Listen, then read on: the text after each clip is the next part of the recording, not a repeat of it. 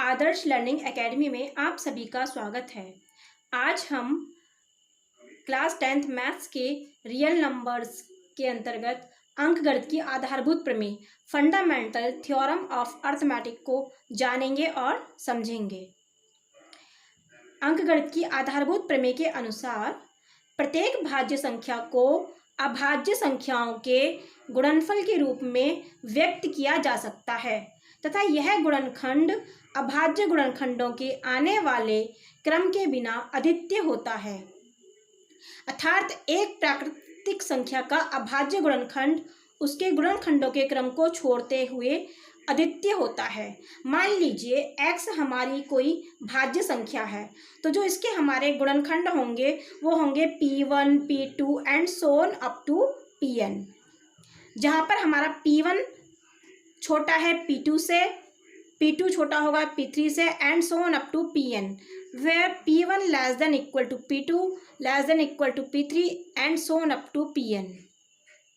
जब भी हम इनके गुणनखंड लिखेंगे किसी भाज्य संख्या के, तो हम इनको हमेशा आरोही क्रम में लिखेंगे। इंग्लिश में भी समझ लेते हैं। Every composite number can be uniquely expressed as a product of primes except for the order in which these prime factors occurs। इसको हम ऐसे समझ सकते हैं कि मान लीजिए सबसे पहले तो हम ये जान लें कि हमारी भाज्य संख्या मीन्स कंपोजिट नंबर्स कौन से होते हैं। कंपोजिट नंबर्स वे नंबर्स होते हैं which have more than 2 factors. ऐसी संख्याएं जिनके 2 से अधिक फैक्टर्स होते हैं वे हमारी भाज्य संख्याएं कहलाती हैं। For example 6 is equal to 1 into 2 into 3। तो 6 के हम देख रहे हैं मोर देन 2 फैक्टर्स हैं, 2 से अधिक गुणनखंड हैं, तो ये क्या होगी हमारी 6 एक भाज्य संख्या अर्थात कंपोजिट नंबर होगी। ठीक इसी प्रकार हम देखते हैं 15 होगा 1 इंटू 3 इंटू 5। तो 15 के भी कितने फैक्टर्स हैं हमारे 3, 1 3 5। तो 15 यानी 15 भी हमारी एक भाज्य संख्या होगी। इसके बाद हमने कहा कि प्रत्येक भाज्य संख्या को अभाज्य संख्याओं, तो अभाज्य संख्या यानी प्राइम नंबर्स, अभाज्य संख्या अर्थात प्राइम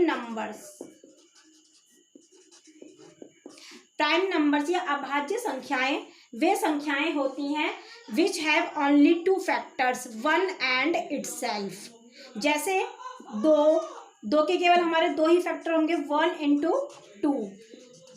3 के भी 2 ही फैक्टर्स होंगे 1 इंटू 3। 5 के भी 2 ही फैक्टर्स होंगे 1 इंटू 5। तो ये सब क्या है हमारे प्राइम नंबर्स हैं। तो जो अंकगणित की आधारभूत प्रमेय है ये हमें बताती है कि किसी भी कंपोजिट नंबर को हम उस प्राइम नंबर्स में फैक्टराइज कर सकते हैं। आइए समझते हैं इसको।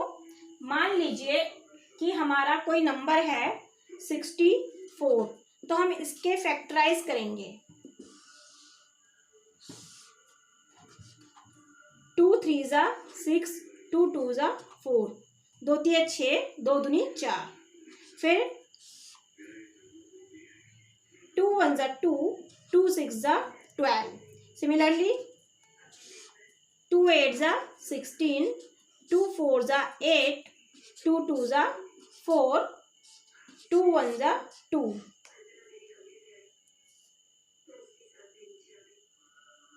यहाँ हमारे जो प्राइम फैक्टर्स हुए देखेंगे, फिर से समझ लेते हैं। 2 3 6, 2 दूनी 4, 2 एकम 2, 2 छिक्की 12, 2 अट्ठे 16, 2 चौक 8, 2 दूनी 4, 2 एकम 2।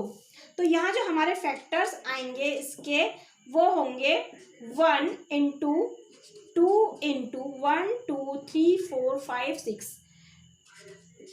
6 बार 2 को लिखा गया है। तो 1 की जब इन सब में मल्टीप्लाई करेंगे तो आ जाएगा 2 की पावर। जब भी हमारी कोई एक प्राइम नंबर एक से अधिक बार आएगी तो हम उसको पावर्स के रूप में लिखेंगे, घातों के रूप में लिखेंगे। तो यहाँ हम देख रहे हैं 2 हमारा कितनी बार आया, 1 2 3 4 5 6। तो यहाँ क्या होगा, 64 इज इक्वल टू 2 की पावर 6। ये क्या होंगे, हमारे 64 के प्राइम फैक्टर्स होंगे। हम देख भी लेंगे कि हमारा सही है या नहीं। 2 2 ज़ा 4, 4 2 ज़ा 8, 8 2 ज़ा 16, 16 2 ज़ा 32, 32 2 ज़ा 64। ऐसे ही हम अगर करते हैं, कोई भी हम नंबर ले सकते हैं। सपोज हमने लिया 100, तो सबसे पहले हम डिवाइड करेंगे 2 से। 2 5 ज़ा 10, 2 0 0। फिर 2 2 ज़ा 4, 1 रिमेनिंग, 2 5 ज़ा 10। अब हम देखेंगे ये नंबर हमारा 3 से डिवाइड नहीं हो रहा है, तो हम 3 को छोड़ देंगे। फिर 4 से देखेंगे, 4 के टेबल में भी 25 नहीं आता। फिर हम 5 को देखेंगे, 5 से काटेंगे तो 5 5 ज़ा 25, 5 1 ज़ा 5। तो 100 के जो हमारे प्राइम फैक्टर्स होंगे, भाज्य गुणनखंड होंगे, वो होंगे 1 इंटू 2 इंटू 2 इंटू 5 इंटू 5। इस क्वेश्चन में भी हमारा जो 2 है वो हमारा 2 बार आया है, तो हम इसको 2 की पावर 2 लिखेंगे, और 5 भी 2 की पावर 2 बार आया है। तो प्राइम फैक्टर्स हमारे 100 के होंगे 2 raised power 2 into 5 raised power 2। एक चीज़ और हमने ये कहा कि जब भी हमारे अभाज्य गुणनखंड होंगे वो यूनिक होंगे। यूनिक से मतलब है कि सपोज कीजिए हम कह रहे हैं 15, तो 15 को हम 1 इंटू 3 इंटू 5 भी लिख सकते हैं, और 3 इंटू 5 इंटू 1 भी लिख सकते हैं। यानी क्रम चाहे कोई भी हो, पर मल्टीप्लाई करके तो हमारा 15 ही आएगा। जो कि हमने कहा भी है कि एक प्राकृतिक संख्या का अभाज्य गुणनखंड उसके गुणनखंडों के क्रम को छोड़ते हुए अद्वितीय होता है। मीन्स क्रम चाहे हम कुछ भी लें, लेकिन फैक्टर्स हमेशा यही रहेंगे, प्राइम फैक्टर्स बदलेंगे नहीं। सिमिलरली हम 18 के देख सकते हैं। 18 इज इक्वल टू, अगर हम 18 के फैक्टर्स निकालें तो 18 के हम करेंगे 2 9 ज़ा 18। अब ये 3 से जाएगा, 3 3 ज़ा 9, 3 1 ज़ा 3।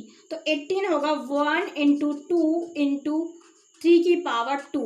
तो इसको हम 3 की पावर 2 इंटू 2 इंटू 1 भी लिख सकते हैं। मतलब क्रम हमारा चाहे कोई भी हो, लेकिन फैक्टर्स यही रहेंगे। ऐसा नहीं है कि 18 इज इक्वल टू 13 हो जाए, 13 इंटू 2, तो नंबर्स हमेशा वही रहेंगे, क्रम कुछ भी हो सकता है।